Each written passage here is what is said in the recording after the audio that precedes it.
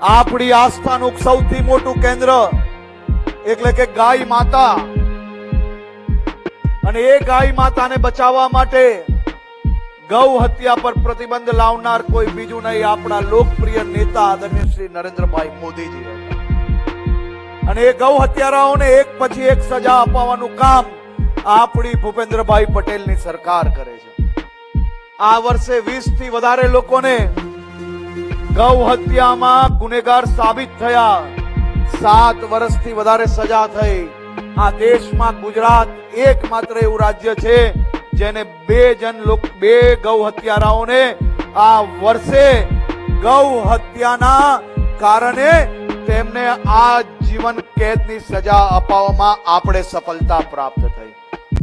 આવા એક પછી એક અનેક ગુનેગારોને સજા અપાવવા માટે આ ભૂપેન્દ્રભાઈ પટેલની ભારતીય જનતા પાર્ટીની સરકાર કામગીરી કરી।